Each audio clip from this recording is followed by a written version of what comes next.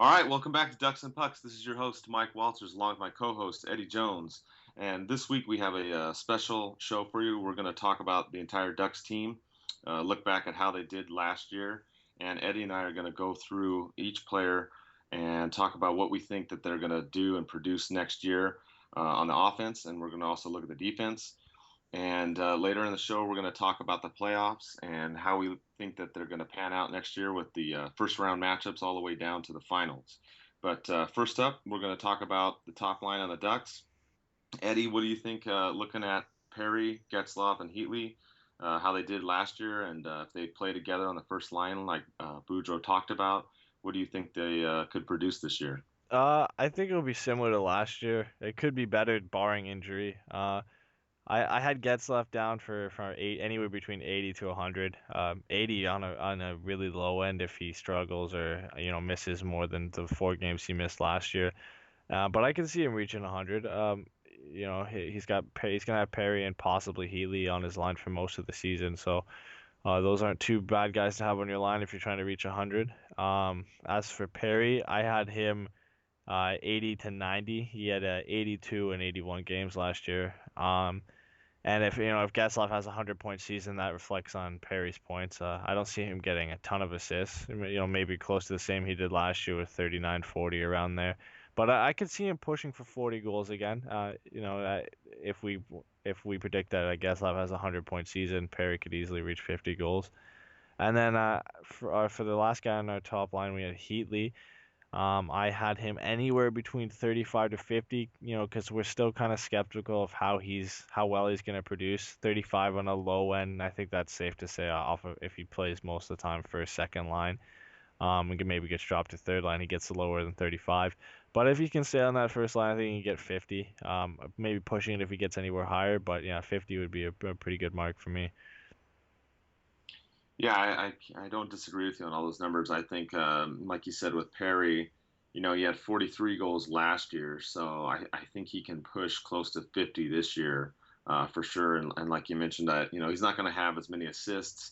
I think Getzlaf is going to get probably a boost in assists this year, especially if Heatley plays on that first line and he plays there most of the season. Getzlaf had 56 assists last year. I could see him easily getting 60 to 70 assists this season. And with Heatley, that's the wild card, as you mentioned. He had 12 goals last year. We've mentioned this on the podcast before. I can see him, pushing 20 goals. And I think if we are able to get 20 out of him, I think most of the fans will be happy with that. If he gets 25 or 30, I mean, I think that'd be even extra for us. So I agree with you. I have him coming out with probably 40, 50 points at the end of the season if he plays the entire time on the top line. As we mentioned before, we don't know how it's going to pan out with Boudreau liking to mix up the lines throughout the season. So, but that'll be our top line, and that's what we got as our predictions for the points. The second line that Boudreau talked about in the interview that we posted a few weeks ago, he had Kessler joining the team and centering the second line along with Silverberg and Cogliano on the wings. And what do you think about this line, Eddie, in terms of goals and points? It's gonna be interesting to watch this line and see how they can do it. Kessler's new to the team. But I have Kessler down for 50 to 60. I know he had only had 43 last year, but I think coming into a new environment and playing with some better players in a better situation than he was in Vancouver, he could reach 50 or 60. I don't see him getting much more than that. He in his 270-point seasons, he was playing on the wing of the Sedin, so I don't see him getting as far as 70. Cogliano, maybe a similar season to last year. He had 42 points last year. I had around 40 to possibly 55, depending on how well that Kessler he does on a line with Kessler. And for Silverberg, I had 35 to 45. I feel he could do better. It all depends, and obviously it all depends if all these guys can stay healthy throughout the whole season. But I think if Silverberg can work on his shooting accuracy, he can get higher than 45. But most of his points will come from goals. But he could have a better season than that. But I have 35 to 45. Yeah, I think you hit on that too, because Silverberg came out of the gates last year on fire. in the beginning, and then of course he had that injury against his former team, which slowed him down. So he, last year he ended up with 10 goals and 13 assists, but not playing a full season. So on this line, I could see Kessler getting more assists and Silverberg and Cogs getting more goals, possibly, as you mentioned, if they all stay healthy. So for Silverberg, I could see him punching up, at least 35 points, or even doubling his numbers and getting into the 40s. Like we said, too, chemistry on this line is going to be interesting to see with the speed on this team, these three, and their passing and shooting ability. Going with Kessler, I mean, it's going to be kind of up in the air. Like we said, new team, new system, new line mates. I agree with you. I don't think he's going to get 70 or 80 points when he was playing with the Sedins, but he could definitely get in the 50s or the 60s. The only other question, I think you and I talked about this and we kind of disagreed, was in the power play situation. If Kessler plays on the first line with Perry and Getzlaff and whoever else they pan out, or if he plays on the second line, depending on what Boudreau does, I think Eddie Kessler, you could see an extra bump in his numbers. Yeah, definitely. That's the same goes for whoever's going to play on the wing on that power play or play on the point. When we get to it later with guys like Vaughn and Lindholm and Fowler, their numbers could spike if they play on the point and the power play. But yeah, if Kessler if he gets on that first line, you could see a jump or even on the second line, if they work even 1 minute per power play, you could see everybody's numbers jump if they have a better power play than they did last season. Yeah, I agree, and I think like you mentioned in the wing too, like Cogliano, he got his 21 goals last year. I mean, it's not out of the possibility that he gets 25 or maybe even tries to push for 30 if Kessler ends up giving more assists to those two on that line. So I'm excited to see how this line's going to pan out along with the first line coming up this season. In terms of point ways, obviously these are going to be the 1-2 punch that you and I talked about, going from again the Boudreau interview, and I think that this is going to be the key to the Ducks season next year is not only scoring on these two lines, but puck possession, winning the faceoffs. I also like Silverberg, Cogs, and Kessler as back checking Eddie, because I think that they're going to be able to shut down some teams too. Yeah, and moving on from that, we've got our kind of makeshift third and fourth lines because we don't really know exactly how they're gonna line up. But our next guys in, we've got Palmieri, Maroon, and Thompson. We've got Palmieri as the beneficiary of more points on that line. I have him down from 30 to 45. Because Bujo's gonna roll lines, they're gonna get a decent amount of time. So I think if anybody's gonna get more points on that line, it's gonna be him. And then we've got Maroon on the other wing. I think he was a beneficiary of playing on the first line last year. He got. I'm not saying he's a bad player and he won't get. He can't reach 30 points like he did last year in 62 games. But with most of his time being on possibly on that third line, if Heatley does well on the first line, then I have him 25 to 35. If he gets moved up, maybe second line, first line, if he's not doing so well, then his numbers could increase. He could, maybe 35, 40 if he gets close to the same production he had last year. And as for Thompson, if he's going to be centering this, him or Raquel, I have him 15 to 25, depending on how well that line does. He's not known for scoring points. He's always around the 15, 20 mark, maybe 25 if he gets a boost from his line mates. But yeah, I don't see him reaching anything higher than that. Yeah, I don't disagree with you either. I mean, at Tampa Bay last year, he had 9 goals and 7 assists, and I think the fans, have to kind of temper their expectations with him and expect to have some kind of similar numbers being a third line center. I don't see him, maybe he gets 20, 25, but I don't really see him getting that much more than that. Um, Maroon, like you said, I kind of go back and forth on Maroon. Obviously, I like his play. He got the new contract. He's definitely a fan favorite. A lot of people hit me up about how much they like him. And I think, like you said, it's really going to come down to the first line with Heatley, if he stays on that line or not. I think if Maroon stays a majority on the third line, that you're right on the head with the point prediction. He's probably going to be in the 30 point range, maybe close to 40. But if he ends up for some reason going to the first line because Heatley does poorly, then Maroon could push 40, 50 points. It'll be interesting to see. So for him, I've kind of it just depends on where he falls in. And then with Palmieri, last year he had 14 goals and 17 assists. I see him doing a little bit better this year. But again, I don't think it's going to be a huge jump. But he had 31 points, and I think he can get 40. But it's not going to be that much of a huger jump again, unless he for some reason gets bumped up to one of the other top lines.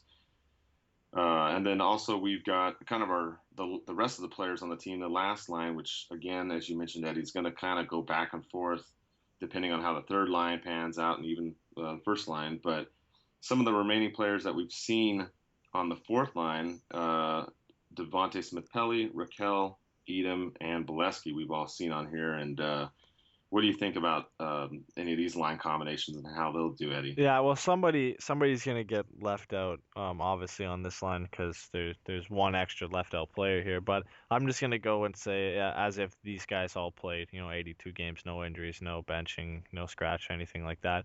I had Bolesky, 20 to 30, because this isn't really a fourth line. They usually play third and fourth line will play around the same minutes anyway. So he could get 20, 30, maybe as low as 15 if they play less minutes. Edom, this is a tough one. I had him 25 to 30. He had a great shooting percentage last year. Maybe if he shoots the puck more, he could reach higher than that. He could 35. 40 is maybe pushing it, especially on a third line, unless he gets bumped up higher. But yeah, 25-30 I think is safe for him, and I have the same for DSP if he plays most of his time on the third line. He might be one of those options to go up to the first line if Healy's playing bad. And then Raquel, I had 15 to 25. He kind of struggled last year in the season with only 4 points in 18 games. But it's if he more time in the NHL, he might get used to it. 15-25 I think is safe. Higher probably not from a 9-minute average per game or something like that. So I think 15-25 is safe for him. Yeah, I don't disagree with you either. I think Raquel, is probably get around in that range. I mean, he played 18 games. He had 4 assists. I mean, he did get his first goal in the playoffs. So I think we will see him score some more. But again, just like Nate Thompson at the third line, I think, a lot of people like Raquel. He's another fan favorite too. But I think you got to temper expectations with him as well. I think he's going to play more games. I think he's going to get more points. But I think fans have got to realize he's not gonna bust out. I don't think this season. I think part of the issue with determining these players too, like you said, Eddie, is Boudreau rolls the third and fourth lines almost the same ice time, but he also mixes them up. We've seen so many combinations on this line; it's really hard to determine who's going to do what.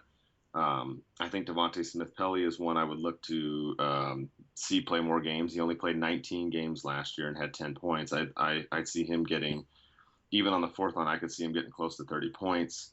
I mentioned this before. He took off in the playoffs and he played on the first line. So, and we've mentioned this in some of the articles too, that some of these things can change based upon, Heatley. Heatley is really the big determining factor in a lot of this because if he falls down, then we're going to go back to last season. Who are we putting with the Twins?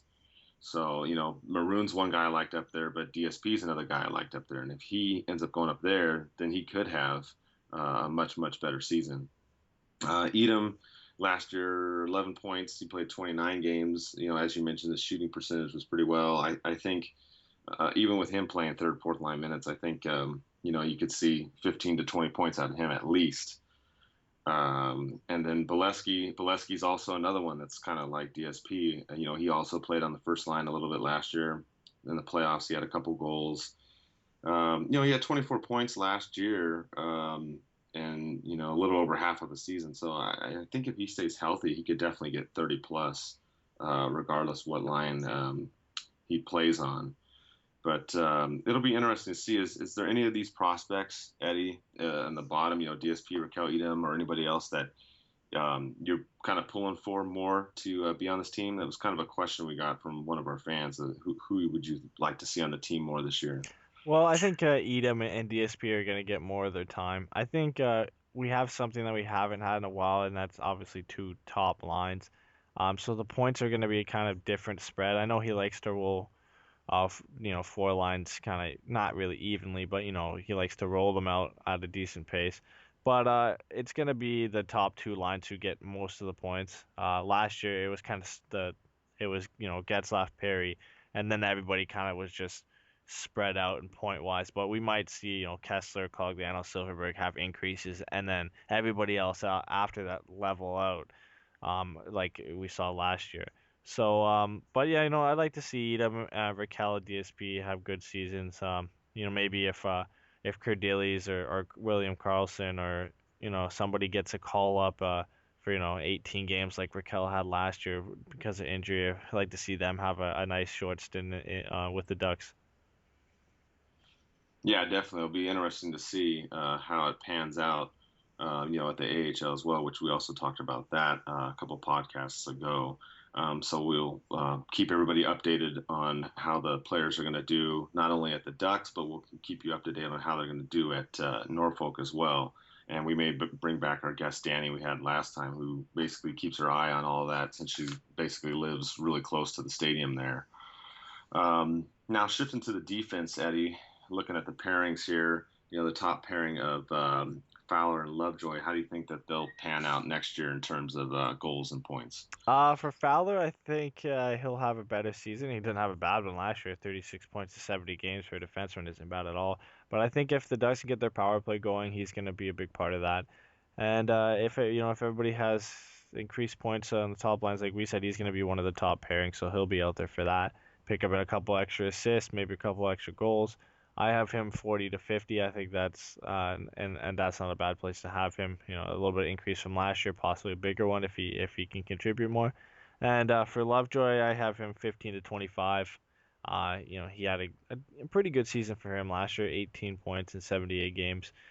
He's not going to score a lot of goals. Most of them points he ever picks up are going to be, second assists or something like that. But I have him 15 to 25. I think that's pretty safe. I think more so he could probably reach, around the 18 mark again last year, possibly 20 or max 25.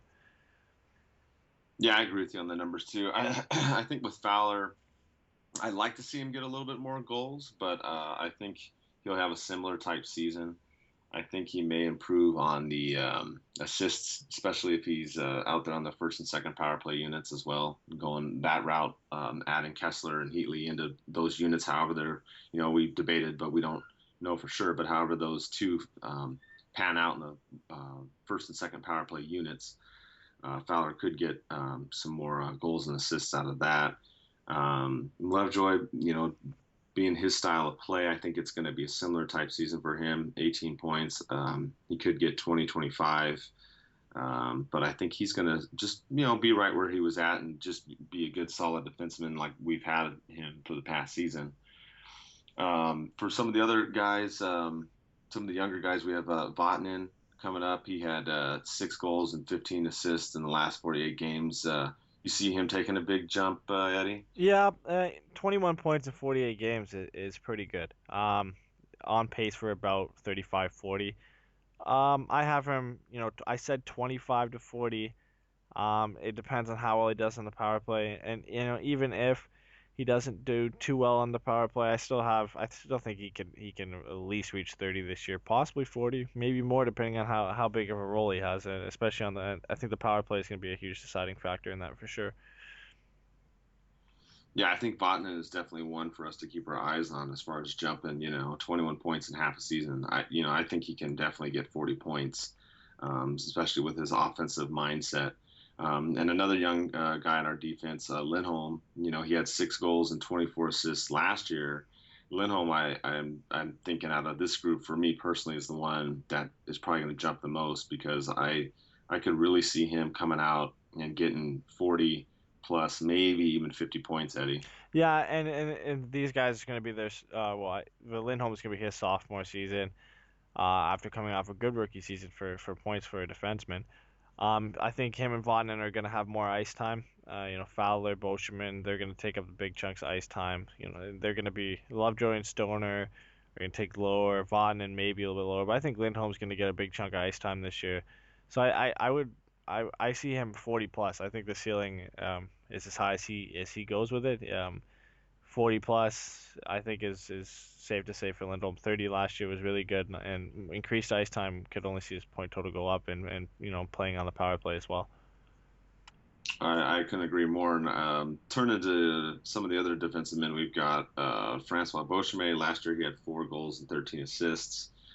I don't see Francois. I mean, I love him to death, but I don't see him really doing too much more in the points. Maybe he gets 20 or 25. I mean, obviously, I'm glad he's on the team. He's going to play solid defense. But as far as offensive goes, Eddie, I don't see Francois doing too much different this year. Yeah, 70 games played, 17 points last year. 15 if he has a slump season, 25 if he plays a whole 82 game season and has a pretty decent season. I think a safe bet is 20, or anywhere around there, give or take 2 points on each side. So I think yeah, that's a pretty safe for him. And what do you think about the newcomer Stoner? He had 5 points in 63 games with Minnesota last year. How do you think he will do on the Ducks this year? Yeah, it'll be pretty much the same. He might benefit from if from a team that scores more often. 10, 15 is like really stretching it. So I think 5-10 is around what he'll reach if he plays a full season. Yeah, because I think his role too, and we talked about this more in the past, is that Boudreaux wants him on there more for his defense, anyways, and to shut down the other team, anyways, Eddie. Yeah, exactly. And it's gonna be the same for the kind of role players we have this year in Fistrick and Allen. We already know that they're gonna get limited time. Come on for injuries. If a guy needs a rest, something like that. So Fistrick and Allen around 5 points and maybe 50, 60 games played at max. They might not even play him that much. They'll be a seventh defenseman, and one's an eighth. So something for 20 games played might be a max for some of them. So I think around five and maybe a little bit more, a little bit less, but I don't see anything substantial coming from them. Well, and the other thing too, Eddie, there's been articles out there too, with some trade rumors. Some people have talked about, okay, Stoner's coming in and replacing Allen, so Allen may get traded later. Fistrick's been mentioned a couple times by a few people as well. So I think with those two, we might have to even kind of put them on our trade radar. You know what I mean? For this, at least the opening part of the season. Yeah, exactly. They might not even end up playing one game this year, so that's why we kind of have them on the outside, a safe bet for 5 points if they play a decent amount of games. But yeah, any one of them could be traded. But we've seen a lot of articles come out about Allen's with his future, so he's the one who's most likely to go. Now we had one question from Jimmy in LA. He wonders which player or players, I guess we could do for us on the Ducks will dominate this upcoming season. So I would say, who do you think on the offense and who do you think on the defense? If you had to pick, one or two or three or four, whatever, that you think would, that the fans should keep their eyes on for breaking out this year. Yeah, well, besides the obvious and Getzoff and Perry, I think for breaking out, I think Silverberg could have a really good season. He plays a full season healthy. I think that this will be his season to step up and do really well. So I'm looking forward to seeing how well he does. I think also Maroon, this could be a good season for him if he even if he only plays on the third line to show that he can consistently put up 25, 30 points. And also Edom and DSP with full seasons in the NHL. It'll be nice to see them step up and get a full season under their belts as well. And on defense, I think the big guy is Lindholm. We got to see if he can step up and start to move towards being an elite offensive defenseman and push upwards of 40 points.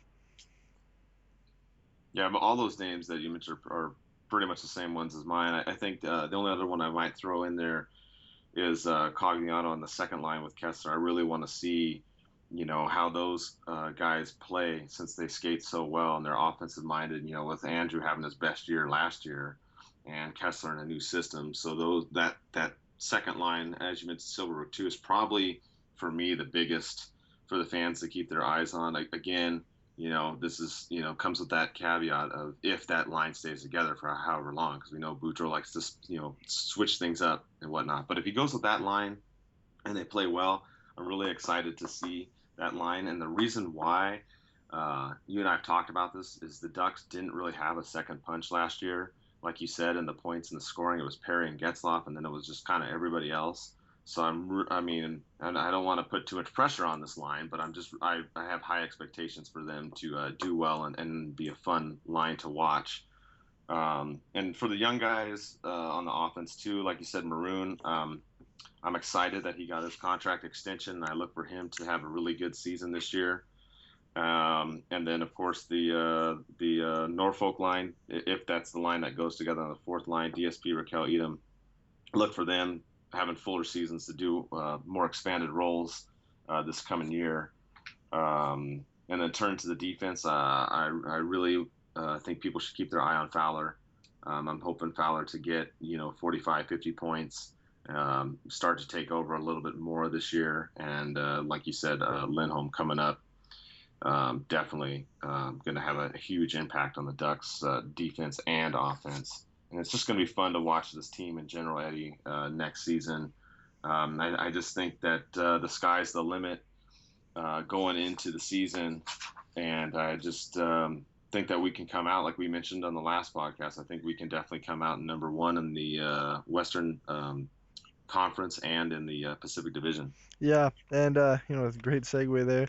Moving into we've kind of got our playoff predictions this week based off our season predictions from last week, and we've got all our first round matchups for each conference set up.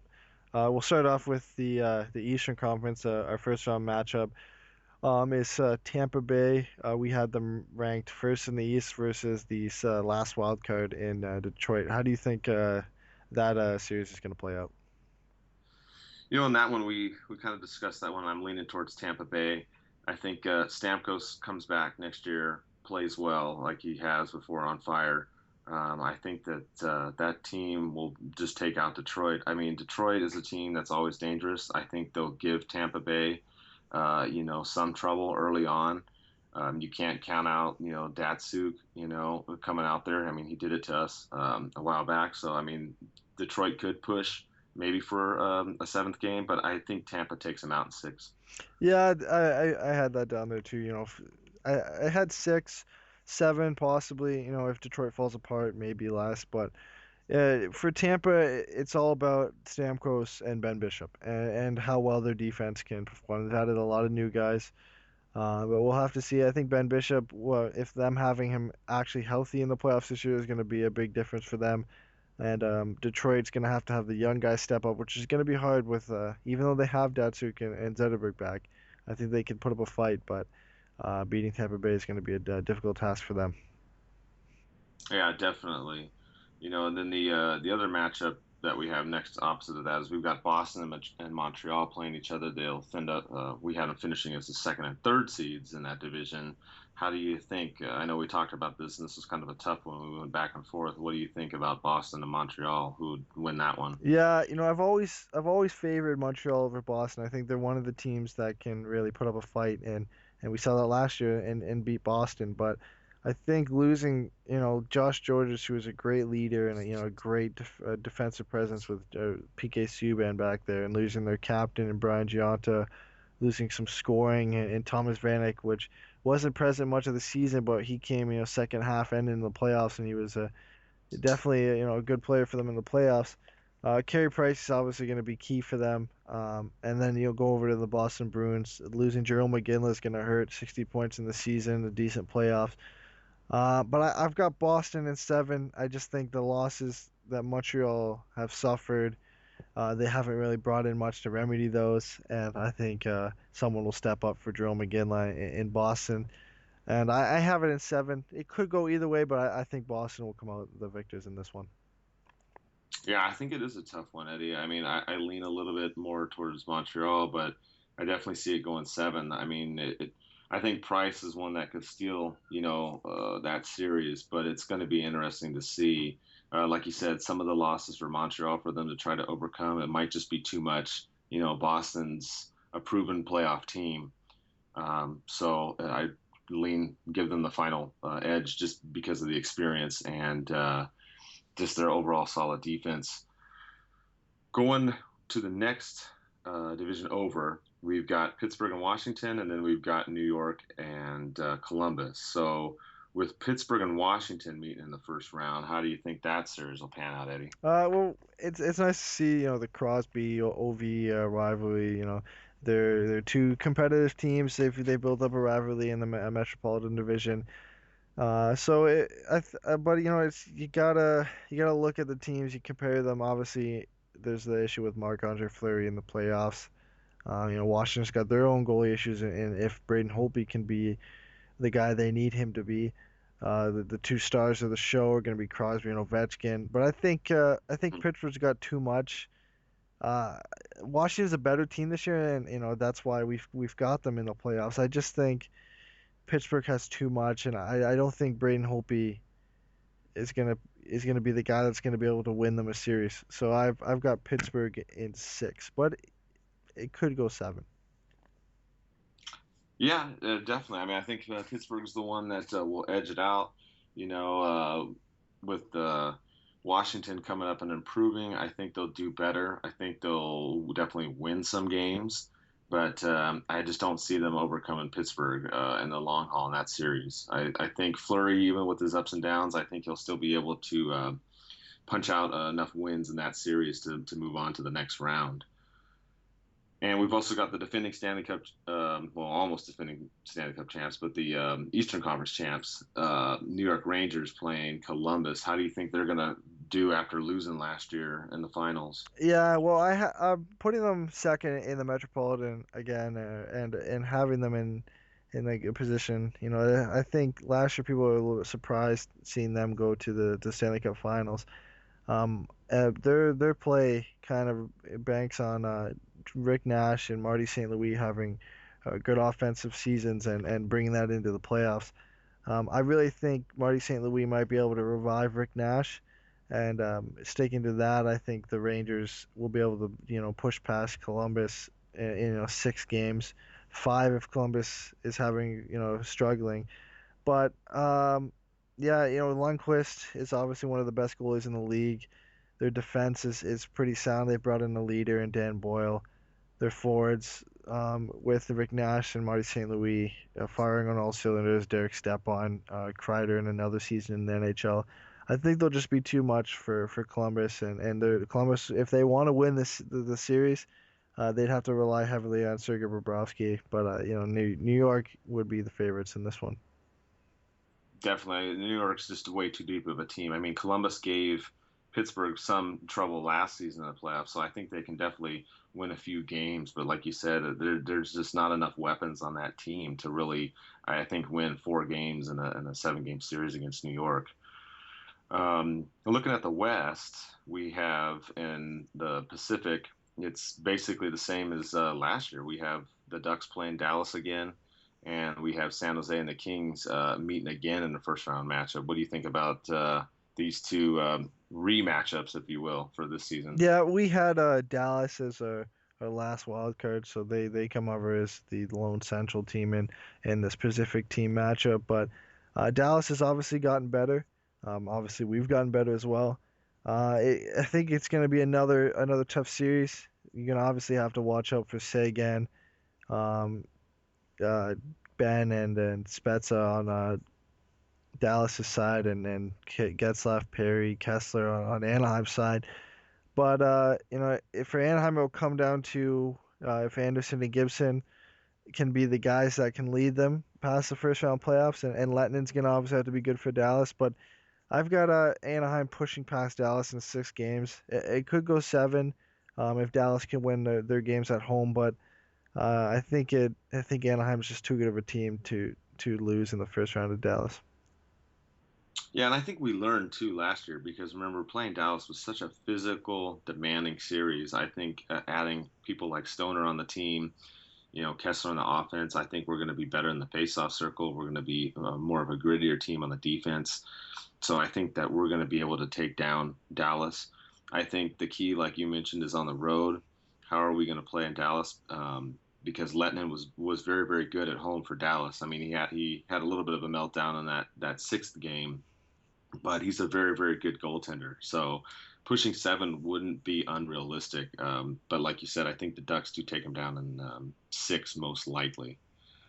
Then another rematch we talked about too, and this one's kind of an interesting one. San Jose and the Kings. We all know what happened last year. San Jose jumped out to a 3-0 lead. Pretty much the whole world thought the Kings were out of it, and the Kings come back and win 4 games and beat San Jose in 7. These two teams have played, several times in the playoffs over the last 4 or 5 years. What do you think? You think LA, being the defending champs, comes out and stomps San Jose, or do you think San Jose finally gets their stuff together and pulls out a series win? Yeah, that's the real question, isn't it? If San Jose can get their stuff together, because with Dan Boyle leaving, they've lost a main, kind of a leader in the dressing room. They're obviously having leadership problems with the stripping of the captains and alternate captains going into the season. It's no secret that Joe Thornton hasn't been exactly happy with how his situation has been going in San Jose. So I just if their leadership problems affect them during the season, and they carry that into the playoffs, even making the playoffs, I think they have a good enough team to make the playoffs. But if their leadership problems can follow them all the way through the season into the playoffs, LA might have an easier round than they did last year, and 5 or 6 games at max might not be a surprise. Yeah, I agree with you, Eddie. I mean, unless San Jose gets their organization figured out, I think that team is just they're in such disarray right now as far as who's running the team, who the captains are going to be, who the alternate captains are going to be. I mean, unless they get this stuff figured out in this, September month of preseason and the beginning of the season, I don't see them. I see them, making the playoffs and having a decent season, but I don't see them getting past LA. Also, the other teams we've got coming out of Central, we've got Chicago against Minnesota, and we've got St. Louis and Colorado. Um, Chicago, this is a rematch. They played Minnesota last year. I think Crawford and Kane and just all their weapons, I think they take down Minnesota. But, Minnesota's improved getting Vanek. It's going to be interesting. I think this is going to be another hard-fought series. I mean, it was a hard-fought series this last year, Eddie. I think Chicago wins, but it's not going to be easy. Yeah, it's a rematch of second round last year. Chicago won in 6 last time. Minnesota's gotten better. Chicago hasn't done much. They've added Brad Richards, which could help them, and he's won the cup before. Adds another veteran leader who's won it all. Not like their team's really lacking that. Most of their team has won the cup already. So, but adding a guy like that is good. Vanek is gonna help them out. He's gonna replace Molson in Minnesota, but I think Chicago's just too good of a team, too proven of a team. Even though Minnesota, squeaked past Colorado last year, I think they'll make it tough. They'll fight, but Chicago will go through 6 or 7. And for the other matchup, what do you think, St. Louis and Colorado? Now that Stashny's now in St. Louis, he'd be playing his old team there. What do you think? You think St. Louis can take out Colorado, or Colorado prevails? Well, if you look at the teams and you exclude who's in goal, St. Louis has the better team. But they could steal this series, but I have Colorado, 5 or 6, just because, and this is my personal opinion, I don't trust St. Louis's goaltending at all. That's why I have them lower in the Western Conference finishing this year coming up for our season preview. I just don't think Elliott is good enough to be a number one. I don't think Jake Allen is ready, or he's going to be able to shoulder, you know, 40 games in a season and come to the playoffs and fight through this tough situation. So the Avs could take advantage of this. All it takes is one of their goalies though to have a really good season or step up in the playoffs for them to win it. But I don't think it's going to happen. So I have the Avalanche in 5 or 6. Yeah, I agree with you on that one. I think the only way that St. Louis can get past Colorado or any other division opponent in the first round is it's that goalie situation. Elliott's gonna either have to turn it up and step it up, or they're gonna have to figure out something because like you said, the goalie situation is very fragile. I think right now in St. Louis. Um, Moving back over to the East, going to the second round now, based upon the first round, we would have Tampa against Boston and then Pittsburgh against New York. What do you think about these two matchups for the second round in the East, Eddie? Yeah, Tampa and Boston will be a good matchup, and it would be a exciting series to watch. Boston coming in after beating Montreal, Tampa coming in after beating Detroit. Tampa having a bit of an easier time. I feel like that Boston Montreal series would be a real physical series. If Ben Bishop can lead play a really good series. He's got to play well in Boston and at home. I think Tampa can come out, winning 6 or 7. Obviously, Boston's a proven team. Tampa hasn't been there in a while, especially these guys. Most of their team hasn't been there before, but they've added a couple guys. Anton Strawman was with the Rangers when they made it last year. They've added a lot of decent players on their team to bolster their chances. Jonathan Drouin's going to have to play, kind of a McKinnon type playoffs for them, as well as season. And Stamkos is going to be that key guy. I think Tampa will be able to push past Boston in 6 or 7. Yeah, I agree with you on that one. I think it's going to be a fun series. I think it's going to go, far, 6, 7 games. And I think the story will be in the net on this one with Bishop and Rask, trying to fight it out because Boston has more playoff experience. So I'm not going to say that they would just straight up lose this series, but it's going to be close. I think if Tampa's healthy, and like you said, their experience isn't as much, but with Stamkos and some of the additions, they may be able to push through past Boston to the Eastern Conference Finals. The other team we also have in the East in the second round is Pittsburgh and New York. The defending Eastern Conference champs would face Pittsburgh. What do you think? Yeah, with Pittsburgh, they've obviously got the best player in the league. They've got Malkin, who's a great player as well. He's in the top 10 players in the league. And the Rangers, this is a tough series, and I've gone with the Rangers just because, like I've already said, I think St. Louis and Nash are going to be on point this season.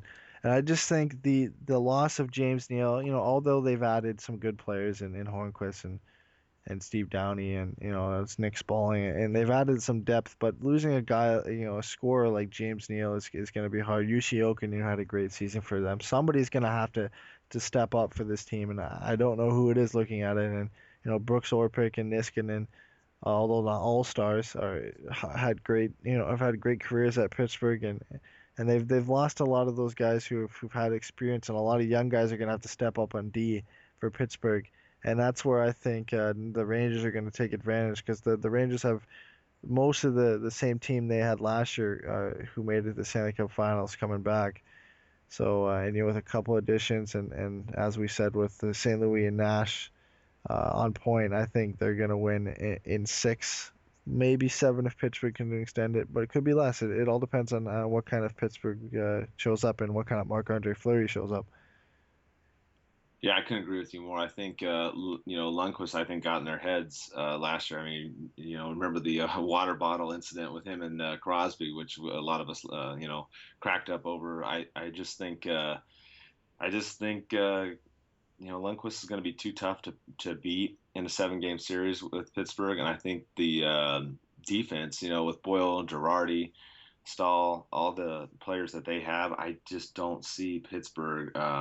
I see them obviously winning some games, but I just don't see them getting 4 wins in 7 games against the Rangers. Um, Moving back over to the West in the second round, we've got the matchup again, Ducks and Kings, and then Chicago and Colorado on the other side. Ducks Kings, this would be another intense battle, Eddie. If we ended up indeed facing them again this coming season in the postseason. Yeah, and I think it just we took it to them last year with the team we had. LA's coming in with the exact same team, relatively the exact same team, barring Willie Mitchell and a couple others. No new real additions. Tyler Toffoli's gonna have another season. Tanner Pearson, but I think we've added enough where we've made up for some of the problems that we face, especially in the face-off dot in our series against them. And I think we've gotten better to the point where we can take LA. I still think it's going to be in 7. LA's obviously a good team, Stanley Cup champions, but I think we've done enough to remedy our problems from that series where we can take it past the second round this year. Yeah, I think part of the thing too, Eddie, was some reports had come out later on about that seventh game. We just put an article up about that Jeremy had written about too, is that the team came out nervous in that seventh game, which, I don't want to say anything bad about the team, but I think that they shouldn't have been. I mean, I think we had the Kings where we wanted them. Obviously, that first game, last second goal killed us. Otherwise, I think the Ducks would have taken them out in 5 games or 6 games. So I don't think the Ducks should have been nervous. I mean, I get it because of the younger guys and the youth and all that, but I'm turning that into a positive because I think that the team has learned from that, and I think going forward it is going to be tough. Like you said, they're the defending champs. They're nothing to sneeze at, but I think we've learned from that. I hope we've learned from that, and I think that's going to be kind of one of those intangible things. Other than winning in the faceoffs, like you said, we had those problems which we remedied. We've added other players to fill in certain holes, like we've talked about. But I think that's kind of one of the intangibles that the Ducks are going to have to carry. Is just being confident. If it does go 7 games, regardless if that seventh game it should be in Anaheim, but we've got the Ducks as being number one in the Western Conference. But if for some reason it's number 7 game in LA or here, they should be confident to win that game, Eddie. Yeah, yeah, exactly. I think it just comes down to looking at what like you said what we've added, and we're bringing confidence into that series, and it should be a better result. Hopefully for us, it'll be a better result than it was last year. For our next series, we've got Chicago versus the Avs. How do you think that series is gonna pan out? Like we've talked about before, Chicago's another one of those teams, just like the Kings and the Ducks. That's been up there, been there a while. Obviously won the Stanley Cup a couple times. It's going to be interesting to see against Colorado coming out. I think Chicago will take them out in 5 or 6. Eddie, I think Crawford's going to be too much for them. I think Kane and Taves are going to step up like they always step up, and I think Chicago takes out Colorado in 5 or 6. Yeah, I think Paul Stastny's loss might not be that big to the Avalanche. McKinnon will step in, O'Reilly will play in the that third role, but I think the suspect comes to the Avs defense if they can do what they did last year, and if Varlamov can be as good as he was last year. I just think Chicago is too good and too much of a proven team to lose to the Avs. There is a slight chance of an upset, but I think Chicago has what it takes to move past the Avalanche and like you said 5 or 6. All right, and then going to our Eastern Conference Final matchup based upon what we have Tampa Bay playing the New York Rangers, and this is going to be a tough one, Eddie. I think it goes 7 games, but who would you give the edge to? Would you give it to Tampa, or do you think New York gets back to the Stanley Cup Finals? Yeah, I really like how Tampa's looking, how they built their team up, the additions they've made. I like how the Rangers look too. And going back to the point I said, I think so, Nash and St. Louis will be playing well. But I've given the edge to Tampa in 7. I just think their team is looking really well. The additions they've added, Stamkos healthy, Bishop healthy in the playoffs, Drouin coming into the team and playing well. I think Tampa just has what it takes to make that push to the Stanley Cup Finals this year. Yeah, like you said, with the additions that they've had, and if you're going, I think it's going to be a battle that's going to come down to the goaltenders again. Lundqvist and Bishop is the way I look at it. I mean, it can go either way, but I think that's going to be the key. Also, I think it's going to be more of Tampa Bay's offense versus New York's defense. That's kind of what we saw with the Kings and the Rangers in the finals, and it went more. I mean, the Kings have a good defense too. Don't get me wrong, but it went more to the Kings. So I'm kind of leaning towards Tampa because of that. Because for the Rangers, I like their chances going far and deep in the playoffs, but I don't think they have enough offensive firepower, Eddie. Yeah, yeah, and even with Nash and and saying that we're playing well. You've got other guys who have to step up and step on. And you've got Kreider and all those other guys who've got to step up. And I think if Stamkos is firing on all cylinders, it's going to be hard for the Rangers defense to stop him. It's really hard for anybody to stop him when he's firing on all cylinders. So, yeah, even with Lundqvist and I think Tampa's got this. Then going back over to the West, we have an awesome matchup, Anaheim against Chicago, which we've seen some great games against Chicago in the regular season. How would you think this series would pan out, and how long, Eddie? Well, it's definitely going to be another tight series. We got Anaheim pushing past LA, and there's no doubt that's going to be a physical series. We've got Chicago kind of, possibly breezing past the Avalanche, so they might be well rested. But I think I've got Anaheim in 7, and that's not just because I'm a Ducks fan. I just think Anaheim has what it takes this year to make that step forward and push into the Stanley Cup Finals. It's not going to be easy, and there's no question that this could go either way in a Game 7 series, but I've got Anaheim going in 7 games. Yeah, and I agree with you, Eddie. And again, it's not just because being a Ducks fan, but I think the biggest thing is going again. I'm not going to try to harp on it too much, but going back to the LA series, I think the Ducks have learned from last year. I think they've brought in people that have had experience, Kessler, Heatley, people that know what they've had to do in the past to play. And I see the team being a more mentally sound team. And I think, especially if the Ducks play the Kings in the second round and get past them, don't get me wrong, it's going to be a tough against Chicago, but that's just going to be huge momentum for them going into the Western Conference Finals. Yeah, and then from there on, we've got our final matchup. We've got Anaheim and Tampa Bay. How do you think this one plays out in the Stanley Cup Final? And we've talked about this I don't know what you'd call it, but balance shift or whatever. It seems like the Western Conference, with all the moves in the offseason, has gotten much more stronger, especially with a lot of the centers from the Eastern Conference teams, coming over to the West.